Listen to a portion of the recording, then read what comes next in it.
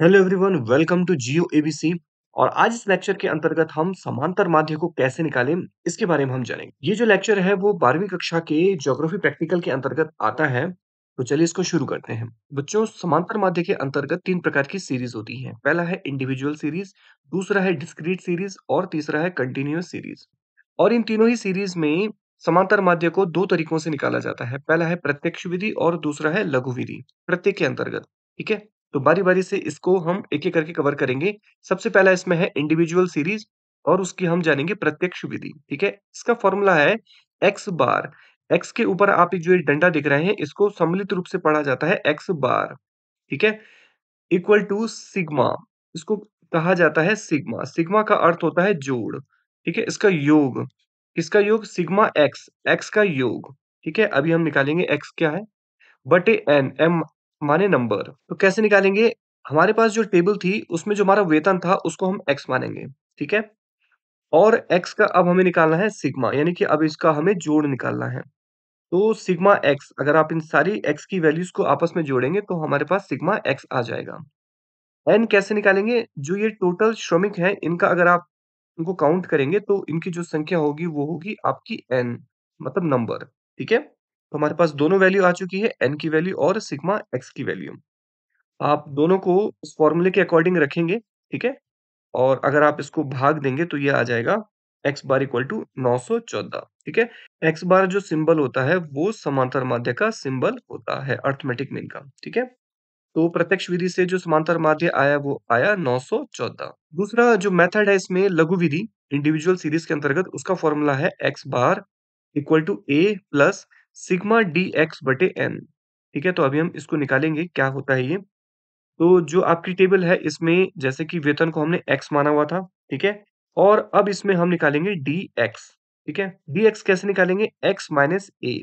तो ये a क्या है? a हम जो हमारी x की वैल्यू है इसमें से हम जो हमारा मध्य मूल्य है, ठीक है? पूरी टेबल में जो मध्य का मूल्य है उसको हम a मतलब कल्पित माध्य, जो हम खुद कल्पना करके मान रहे हैं, ठीक है? तो हमारे पास 850 मिनिमम है, 990 मैक्सिमम है और इसके बीच में जो हमारे पास डेटा है उसमें से हमने 900 को a मान दिया है, ठीक है?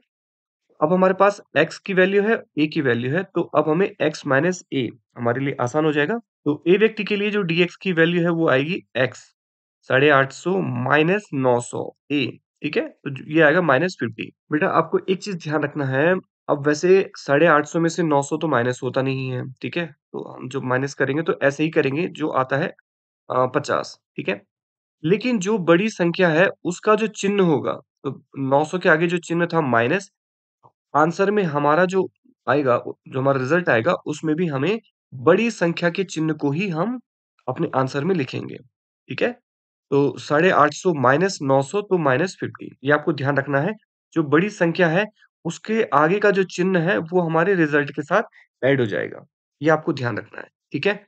दूसरी संख्या b के लिए जो हम dx की वैल्यू निकालेंगे, वो भी कुछ इस तरीके से होगी। x मतलब 865 माइनस 900।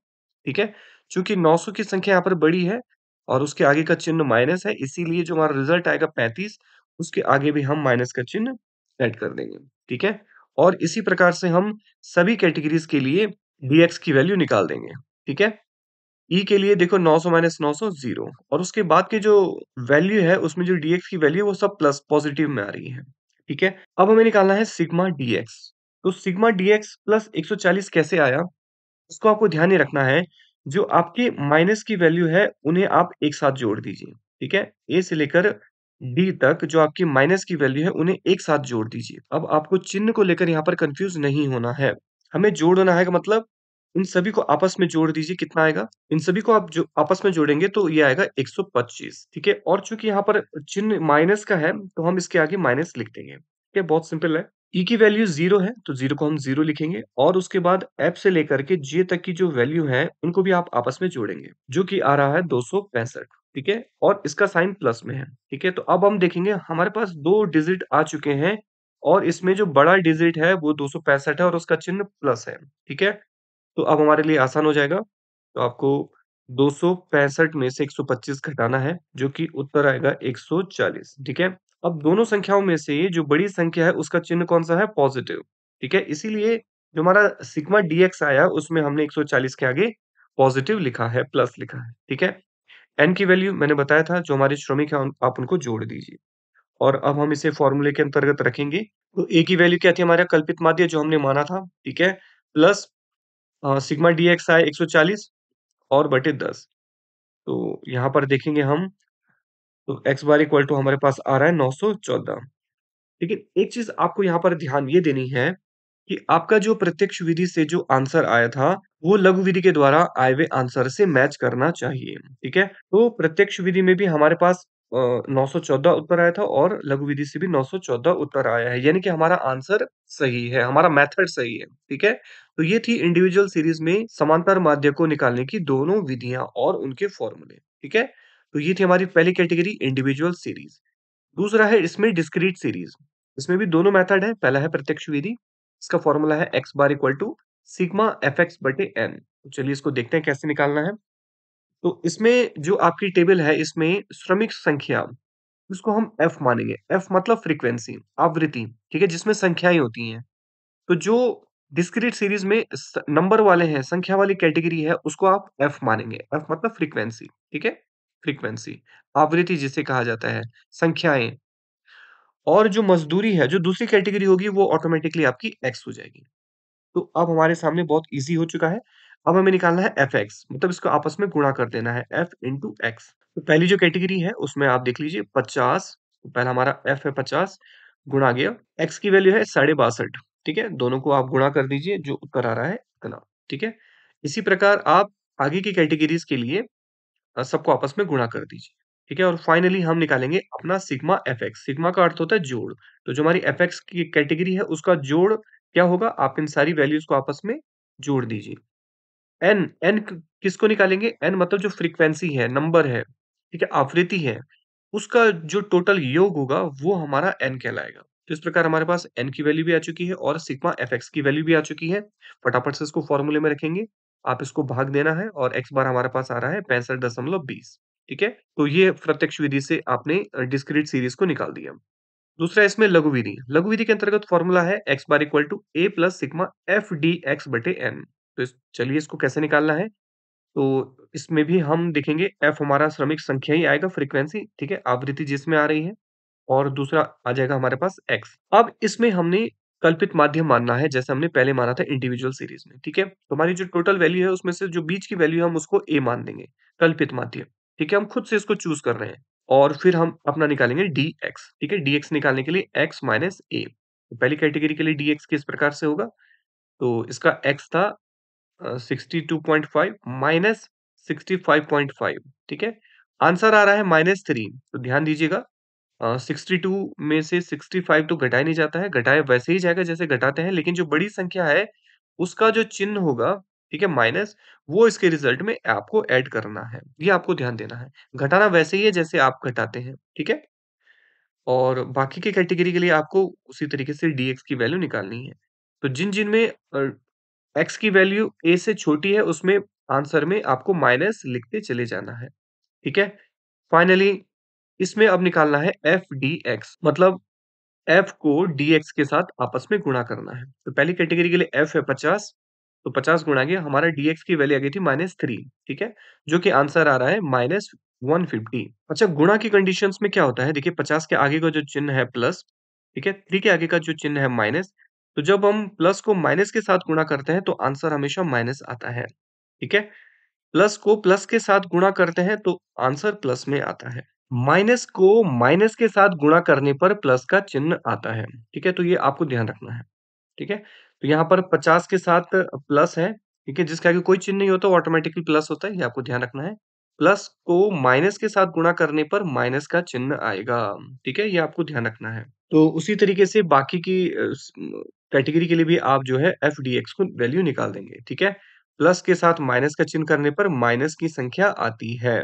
प्लस को प्लस के साथ प्लस, ठीक है? फाइनली इसमें हम सिग्मा एफडीएक्स निकाल देंगे, ठीक है? तो इसमें भी हम वही करेंगे, जो हमारे माइनस-माइनस है उन्हें आप एक साथ जोड़ दीजिए, ठीक है? तो ये आ रहा है 235, ठीक है? अब आपको यहाँ पर ये कन्फ्यूज़ नहीं होना है कि इसमें तो कंटिन्यू माइनस-माइनस-माइनस है। हमें इनको जोड़ना है आपस में और इसका जो रिज़ल्ट आएगा उसके आगे माइनस का चिन्ह लगा देना है। ठीक है? इसके आगे की वैल्यू 0 है, ठीक है? और फाइनली जो प्लस वाले जो डिजिट हैं, उन्हें आपस में एक साथ जोड़ दीजिए। तो ये आंसर आएगा 175, ठीक है? और इसका जो चिन्ह है वो प्लस है।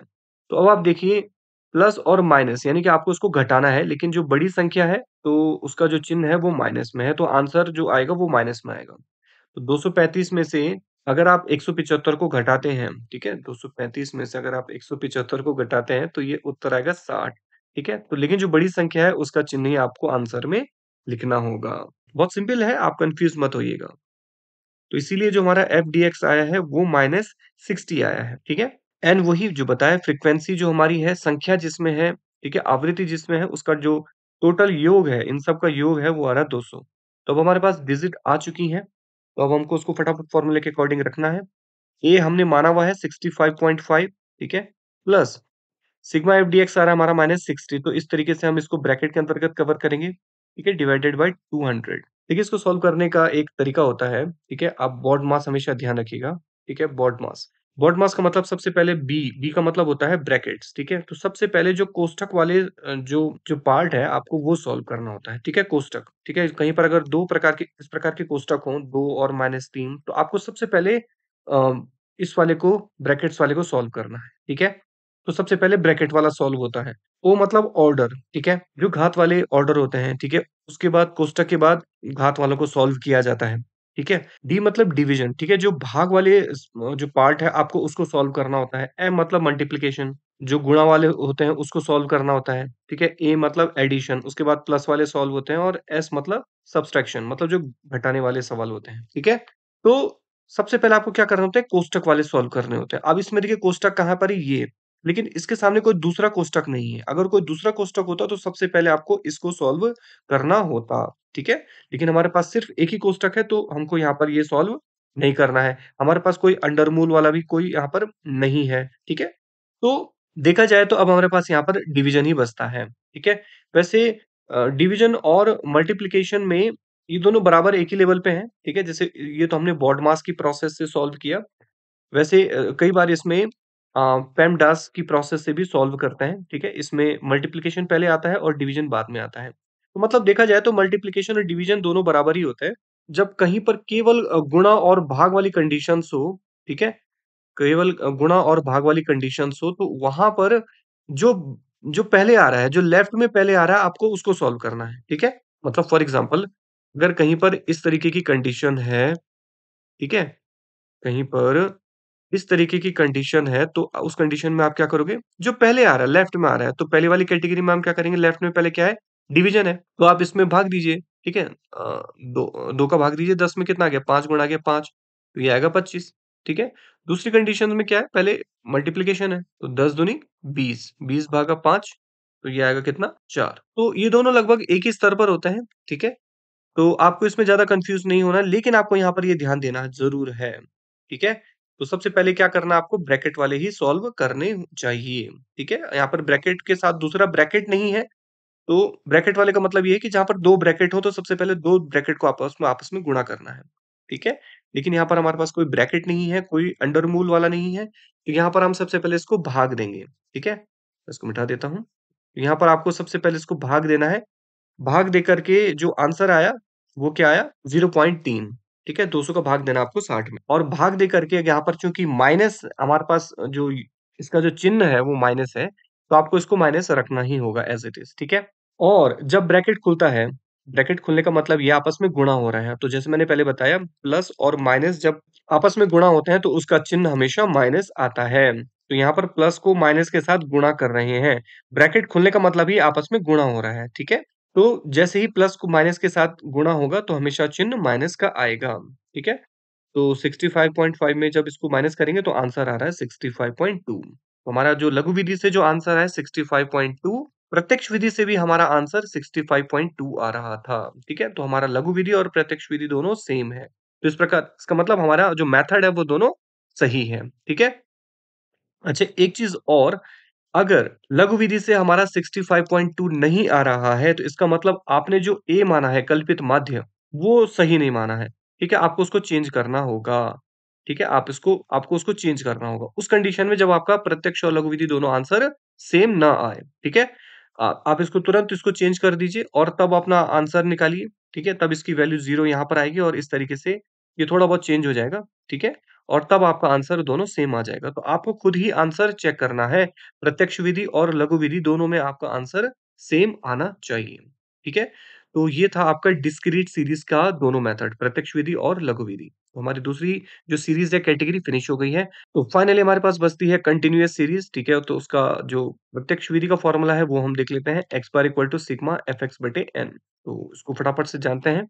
छात्रों की संख्या जैसे कि मैंने बताया जो भी हमारे पास संख्या वाला पोर्शन है, ठीक है? वो हमारी फ्रीक्वेंसी हो कहलाता है हमेशा, ठीक है? f आपको हमेशा उसको मेंशन करना है, फ्रीक्वेंसी, आवृत्ति और इसमें हमें x निकालना है क्योंकि हमारे पास ये इंटरवल दिए हुए हैं, ठीक है? तो x निकालने के लिए हमें इसका किस प्रकार से निकालेंगे? तो देख लीजिए, x कैसे निकालेंगे आप? x में जो आपका इंटरवल है उसकी जो लोवेस्ट वैल्यू है और जो हाईएस्ट वैल्यू है, उन दोनों को जोड़ करके उसमें 2 का भाग दे देंगे, ठीक है? तो यहाँ पर लोवेस्ट वैल्यू है 0 प्लस 10 तो आएगा 10 डिवाइडेड बाय 2 आंसर इसमें x आ गया 5 ठीक है? उसी प्रकार नीचे वाली वैल्यू के लिए क्या करेंगे हम? तो लोवेस्ट वैल्यू है इसमें 10 हाईएस्ट है 20 ठीक है? 10 प्लस 20 30 डिवाइडेड बाय 2 तो ये आंसर आ गया 15 तो इसी प्रकार से आप सभी कैटेगरी के लिए सभी के x की वैल्यू को निकाल देंगे, ठीक है? इसमें 20 प्लस 30 50 डिवाइडेड बाय 2 तो ये आ गया 25 ठीक है? तो इस तरीके से हमारी x की वैल्यू आ जाएगी। एक चीज़ आपको और ध्यान देनी है जो आपका इंटरवल है, ठीक है? तो इंटरवल देखिए कितने का है? इंटरवल माने अंतराल तो इसमें 10-10 का अंतराल आ रहा है, ठीक है? 0 से 10, 10 से 20, 10-10 का गैप आ रहा है। तो जो आपका x की वैल्यू आएगा उसमें भी 10 का ही गैप आना चाहिए, ठीक है? 5, 10, 15, 10, 25, 35, 45 तो सब में 10-10 का इंटरवल आपका आना चाहिए। ये आपको ध्यान रखना है, ठीक है? अब हम x की वैल्यू हमारे पास थी, f की वैल्यू है तो अब हम निकालेंगे fx, f गुणा गया x। तो f हमारा 40 गुणा गया x की वैल्यू है 5 ठीक है? जो आंसर आ रहा है 200 और इसी तरीके से सभी के लिए हम fx की वैल्यू निकाल देंगे और फाइनली हम सिग्मा fx निकाल देंगे जोड़, ठीक है?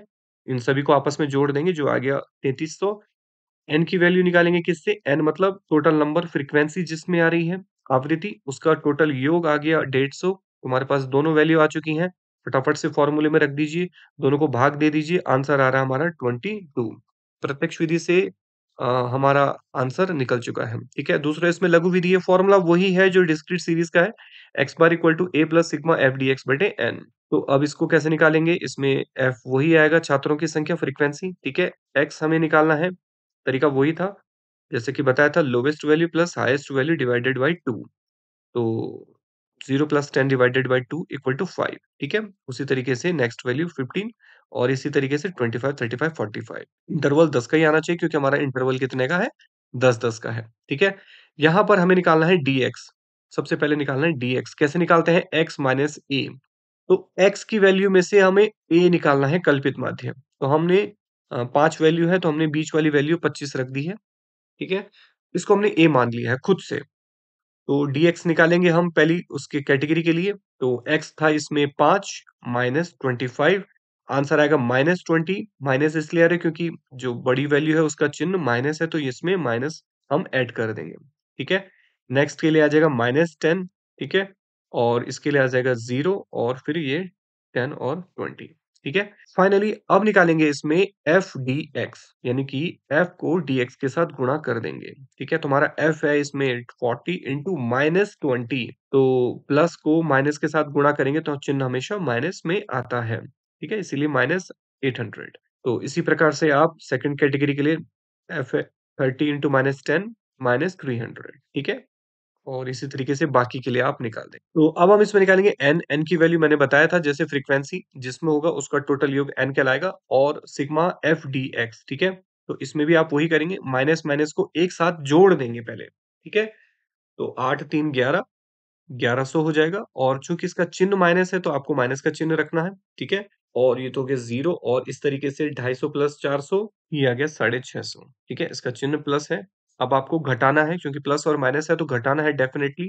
बड़ी संख्या में से छोटी संख्या आप घटाएँगे, ठीक है? लेकिन जो चिन्ह होगा बड़ी वाले का ही आएगा, ठीक है? तो आंसर आ रहा है 450 450 लेकिन चिन्ह बड़ी वाली का ही इसमें आपको लिखना है, ठीक है?